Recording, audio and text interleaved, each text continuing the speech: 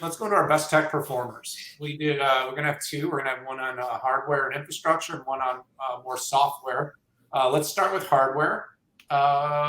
You get the first shot at this one. Yeah, this one's so hard. And isn't it funny? Like nobody wants to say that they're a hardware company anymore or infrastructure, right? Every hardware company seems to want to call itself a solutions company.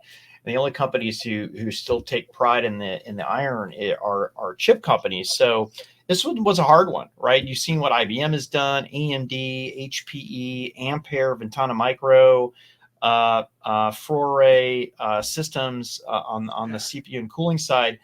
But I had to pick AWS for this, and you and I might be in alignment. I don't want to steal anybody's thunder, but here's why I picked it is in a world where people think that infrastructure doesn't matter. AWS pounds its chest and is very proud of it. And not only is it horizontally integrated in how it connects different services together, server storage, network security, everything horizontally, but also vertically when it comes to chips. I mean, even chips. I mean, they have homegrown CPUs. They have homegrown network and security offload. They have Inferentia with inference. They have Trainium with training. In AI, I mean, you want to go all the way down to the freaking bare metal on something, you can. You want to, I know this isn't part of the infrastructure part, but you want to go all the way to the top and abstract all the goo with that application. They can offer that as well. The other thing that I appreciate is even though they do all their homegrown uh, uh, chips, they also have these amazing relationships with the folks like Intel and AMD and NVIDIA. And you might ask, how can somebody do that? Right? They're competing with them. Why? Because AWS has such a commanding lead inside of cloud infrastructure. You have to work with them. You want to work with them because they're so big. And unlike Azure, whose biggest customer is itself, right?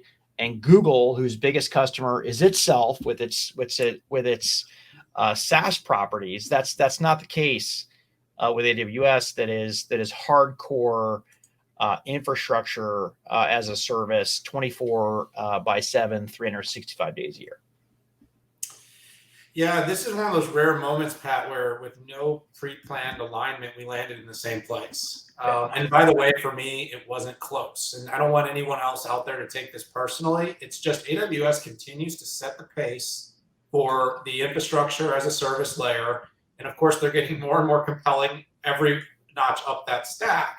But the other parts are where I feel the other cloud providers are more competitive when you get to the platform, software, and services. But the infrastructure, and to be clear, something we've talked a lot about is the desire to commoditize the infrastructure versus the reality of infrastructure is not commoditized is probably one of the most missed things. You mentioned all the great partnerships, all the varying instances, all the homegrown silicon, all the different offerings that AWS has been able to roll out. It's just incredibly compelling. It doesn't mean I don't continue to believe that the Googles, the IBM plus Red Hats, the Broadcom VMware plus any cloud isn't going to make again, some of these will work right with AWS, but AWS as a complete holistic offering for infrastructure just continues to set the pace. And by the way, it's a $20 billion a quarter business now.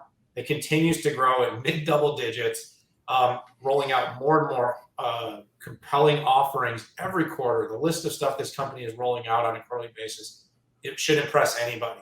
And so it wasn't actually hard for me. Again, you and I, we struggle sometimes to give one because we have so many children and we love them all. I joke, but in this case, Pat, I think you and I can agree. There really isn't much more to say. I hope AWS continues to set a pace that continues to bring up these other cloud providers, Oracle, IBM, Google, Microsoft, because the world will need more cloud in the future. So yeah, and AWS does have risks, which you and I have talked about. I mean, this multi-cloud thing, I think could be a risk if they don't address it. At least the messaging part of it. On-prem cloud from the likes of HPE and Lenovo and IBM. I think are threats too. But 20 billion a quarter, okay, at just ridiculous margins, ridiculous Yeah. in a good way. Yeah, no, it's Pat. I think there's a reason we both picked it. No consultation between us. That's a pretty safe indicator that it landed.